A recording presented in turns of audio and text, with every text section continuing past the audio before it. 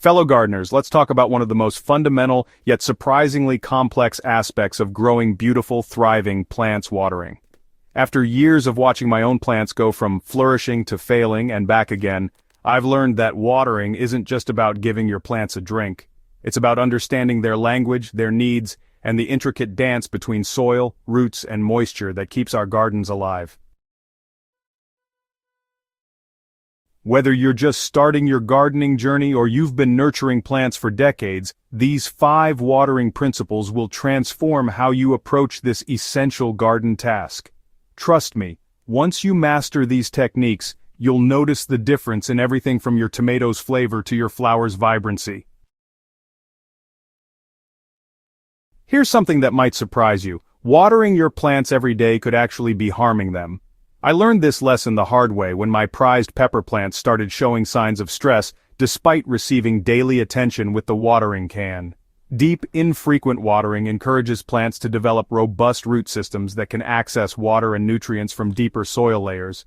When you water lightly and frequently, roots become lazy, staying near the surface where they're vulnerable to heat stress and drought conditions. Instead of that daily sprinkle, give your plants a thorough soaking 2 to 3 times per week, allowing water to penetrate 6 to 8 inches into the soil. To test if you're watering deeply enough, use a long screwdriver or soil probe to check moisture levels. The tool should slide easily into moist soil and meet resistance when it hits dry earth. This simple technique has saved me countless plants and helped me understand what deep watering actually means in practice. For established plants, this deep watering approach really mimics natural rainfall patterns and builds resilience. Your plants, they'll thank you with stronger stems, more abundant blooms, and, well, better drought tolerance when those inevitable dry spells hit your garden. The timing of your watering sessions, it can truly make or break your garden's success. Early morning watering, ideally between 6 a.m. and 10 a.m., provides optimal conditions for plant uptake and minimizes several common problems that plague gardeners. Morning watering allows plants to absorb moisture before the day's heat increases transpiration rates. This timing also ensures that any water on leaves has time to evaporate before evening, significantly reducing the risk of fungal diseases that thrive in cool, moist conditions. I've seen too many beautiful rose gardens succumb to black spot and powdery mildew simply because gardeners watered in the evening and left foliage wet overnight. Now, if morning watering isn't possible due to your schedule, late afternoon watering, say around 4 to 6 p.m., can work, but do avoid watering too close to sunset. Evening watering might seem convenient after a long day, but it creates perfect conditions for disease development and can attract slugs and other pests that love moist, nighttime environments. During extremely hot weather, you might need to adjust this schedule slightly. If temperatures are soaring above 90 degrees Fahrenheit, consider a second light watering in mid-afternoon to help stressed plants cope, but focus the bulk of your watering efforts in those crucial morning hours. Understanding your soil's moisture levels is perhaps the most valuable skill any gardener can develop. Too many of us rely on guesswork or stick to rigid watering schedules that ignore what our plants actually need. The finger test remains one of the most reliable methods for checking soil moisture. Insert your finger 2 to 3 inches into the soil near your plant's roots. If the soil feels dry at this depth, it's time to water. If it's still moist, wait another day or two before checking again. This simple technique works for both container plants and garden beds. Different soil types hold water differently, and, recognizing these patterns will make you a more effective gardener. Clay soils retain moisture longer but can become waterlogged, while sandy soils drain quickly and may need more frequent watering. Loamy soils, the gardener's gold standard, offer the best balance of drainage and water retention. Pay attention to visual cues as well. Slightly wilted leaves in the early morning, not during the hot afternoon sun, often indicate water stress.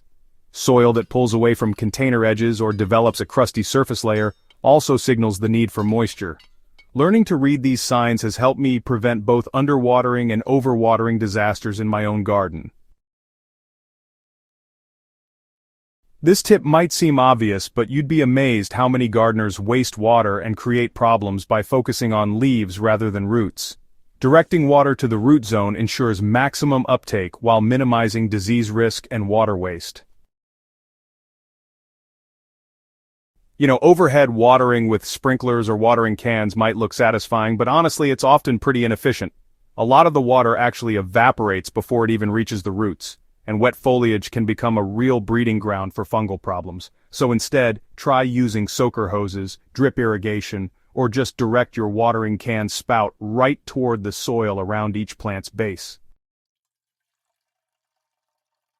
For vegetable gardens, this approach is, well, especially important.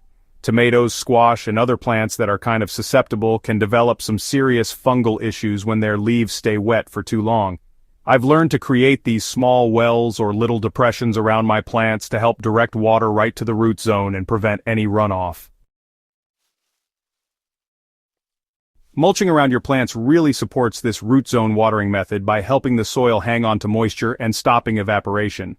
A layer of organic mulch about 2 to 3 inches thick, like shredded bark, compost, or straw, creates a nice protective barrier. It keeps roots cool and moist, and at the same time helps suppress weeds that would otherwise compete for water. Successful gardeners understand that plants' water needs change dramatically as they grow and develop. A one-size-fits-all approach simply doesn't work if you want to maximize your garden's potential. Newly planted seedlings and transplants need frequent light watering to help their developing root systems establish. During this critical period, daily attention might be necessary, but you should reduce frequency as roots spread and strengthen. Once established, most plants prefer the deep, infrequent watering schedule we discussed earlier. Fruiting plants like tomatoes, peppers, and squash need consistent moisture during fruit development, but can handle slightly drier conditions as fruits ripen. Inconsistent watering during fruit development leads to problems like blossom end rot in tomatoes and bitter cucumbers. So seasonal changes also demand adjustments to your watering routine. Spring's cool temperatures and frequent rain often mean less supplemental watering, while summer's heat and those longer days increase water demand significantly. Fall watering should gradually decrease as plants prepare for dormancy, and winter watering is usually minimal, except for evergreens and container plants. Hey there, let's talk about container plants for a moment. They really deserve special mention because, well, they dry out much faster than garden beds. During those hot weather days, these plants often need daily watering. Larger containers, generally maintain moisture better than the smaller ones. And here's a tip: always check container plants individually rather than assuming they all need the same amount of water. Mastering these 5 watering principles will, without a doubt, transform your relationship with your garden. You'll develop an intuitive understanding of your plant's needs, reduce water waste, and create the conditions for truly spectacular growth and productivity. Remember, becoming a skilled gardener is a journey, not a destination. Every season brings new challenges and learning opportunities, and even experienced gardeners, well, they occasionally make watering mistakes. The key is to observe, adjust, and keep growing your knowledge alongside your plants. So, what watering challenges are you facing in your garden? Have you tried any of these techniques with success, or maybe discovered other methods that work well for your specific conditions? Share your experiences in the comments below.